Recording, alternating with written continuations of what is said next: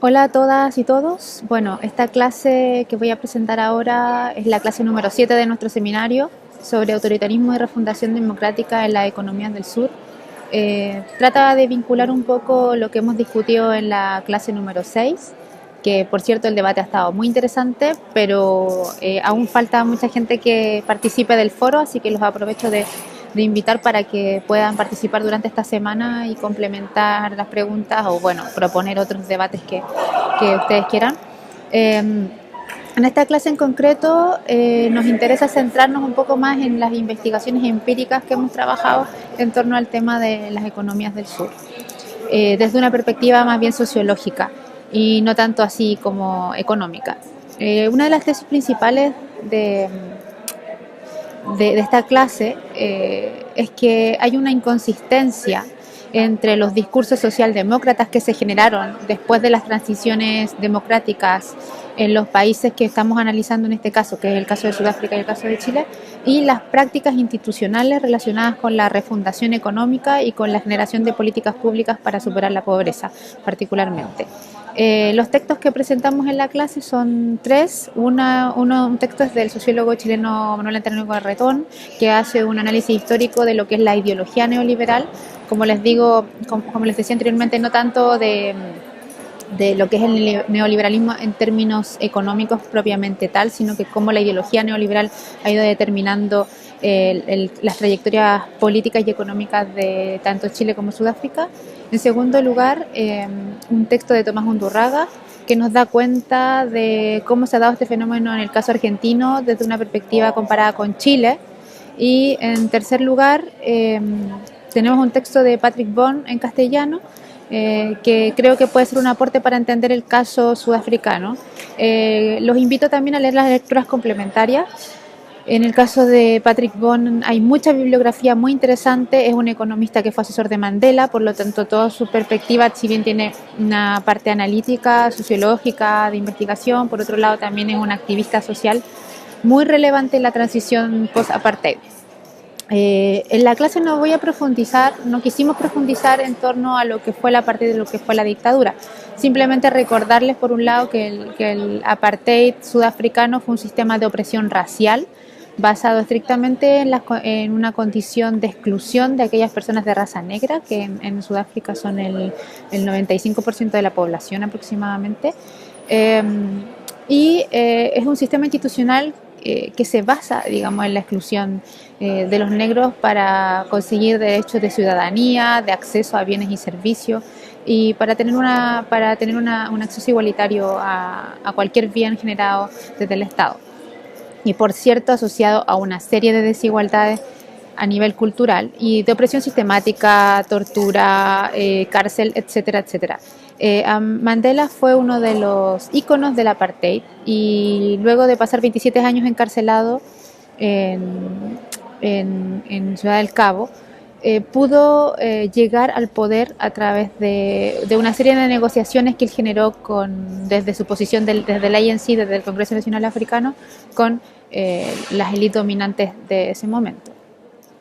Por otro lado tenemos el caso chileno, que la dictadura terminó en el año 90, como ustedes deben saber, es una dictadura basada también en un sistema de opresión política, no así tan explícitamente racial, pero tiene también un fuerte componente reestructurador de la sociedad a base de las reformas estructurales neoliberales.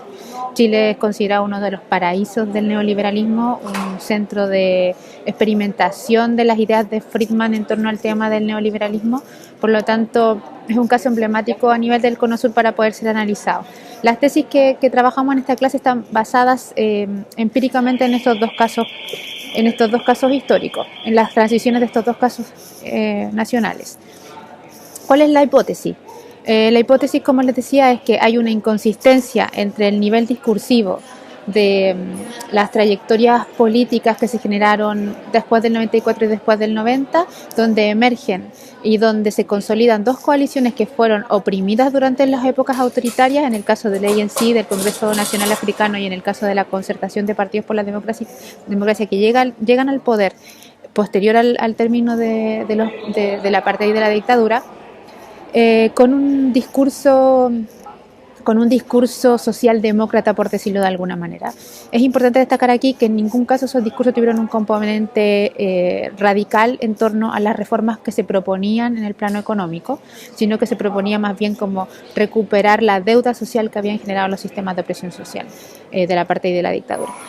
Pero sin embargo, a pesar de tener este discurso, nosotros lo llamamos semántica, inclusiva y democrática, en el caso del nivel institucional de las políticas económicas generadas, podemos observar que, por un lado, en el caso nacional chileno hay una continuidad de las prácticas neoliberales, una consolidación del neoliberalismo a nivel de políticas públicas incluso, y en el caso sudafricano una consolidación también de los acuerdos internacionales que hacen perpetuar la lógica neoliberal de las políticas públicas que se generan desde el Estado-Nación.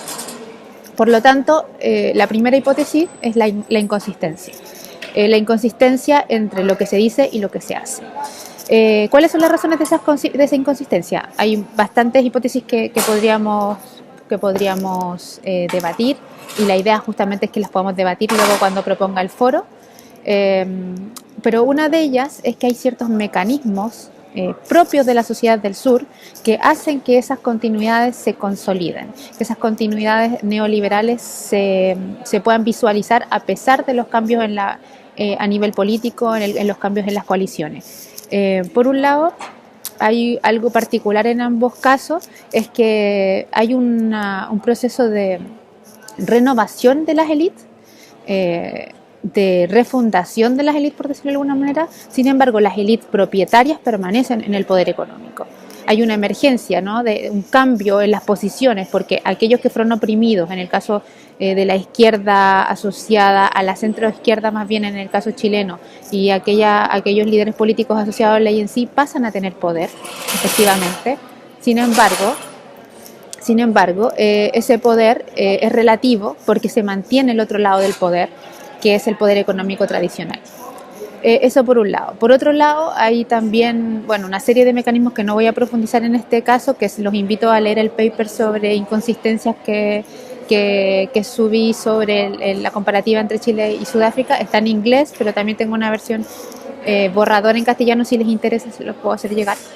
Pero por otro lado, a un nivel más teórico y más, podríamos decir, analítico o sociológico, siguiendo la lógica de la clase número 6, interesa destacar que yo continúo con esta perspectiva sistémica, independiente de que trato de incorporar en ese análisis sistémico una perspectiva crítica desde el sur, ¿no?, desde lo propio del sur.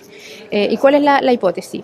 Es que lamentablemente no hay un sustrato teórico desde la ciencia política y desde la sociología que permitan explicar estas refundaciones en el caso de la sociedad del sur. Hay bastante literatura para poder explicar transiciones políticas a nivel general. Está emergiendo mucha literatura para explicar las trayectorias políticas postcomunistas, pero en el caso de las refundaciones del sur, al parecer hay un vacío teórico importante. Lo único que podemos rescatar, ¿cierto?, son ciertos modelos analíticos que lo podríamos presentar como la funcionalidad de las estructuras teóricas que nos provee la sociología contemporánea crítica para poder explicar que hay ciertos niveles donde se pueden desarrollar las decisiones en las transiciones políticas. Está el nivel macro de los programas y los paradigmas que son como un horizonte de estos actores que van a renovar la política institucional y el diseño institucional de los países.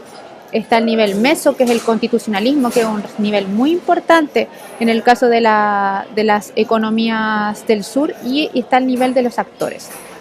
Al parecer, esta es la hipótesis, hay un vacío a nivel de paradigma de estos conglomerados políticos que retoman el poder al acabar los procesos autoritarios, porque si bien hay una oposición directa, que es justamente la opacidad de ese autoritarismo, aparentemente no hay un proyecto político sustantivo a nivel institucional que podamos decir hay una refundación radical de la sociedad, como por ejemplo lo hubo en los países postcomunistas. donde había si bien había un claro opositor, ¿no? Había una necesidad de pensar de qué manera se organizaba la economía. En el caso de Chile y Sudáfrica propiamente tal, y me atrevería a decir que también en Argentina no es tan evidente ese paradigma a nivel macro. Por otro lado, a nivel meso hay una fundación constitucional ideal, en el caso sudafricano, por ejemplo, donde hay una constitución que realmente hace honor a los planteamientos de Mandela en torno al tema de la multiculturalidad, etcétera, pero que se queda lamentablemente a un nivel simbólico. Hay muy poco de eso en las prácticas institucionales y en las políticas públicas en el caso sudafricano. Por eso seguimos hablando de continuidad. No así, entre paréntesis, en el caso de todas las políticas de superación del tema de restitución de justicia, de verdad, etcétera, que sí han funcionado, pero han funcionado de manera aislada, ¿no?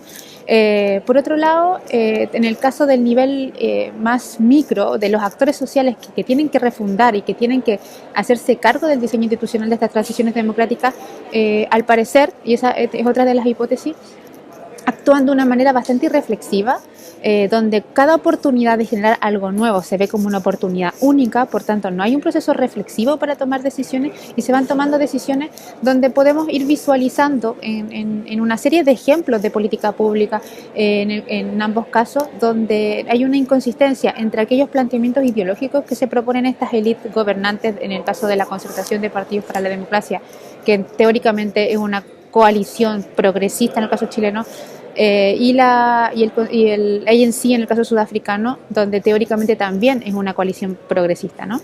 Estos actores van actuando un poco deliberadamente y un poco contingentemente, sin un sustento más profundo en torno a qué es lo que se pretende en este proceso de refundación.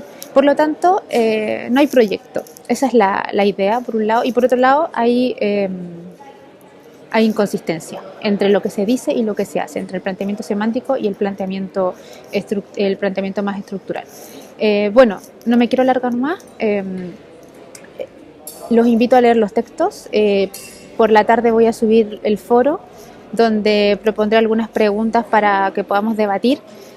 Básicamente me interesa debatir esta tesis que tiene que ver con las clases anteriores desde el punto de vista en que el neoliberalismo continúa siendo un paradigma hegemónico a pesar de la insistencia y de las posibilidades de cambio que se generan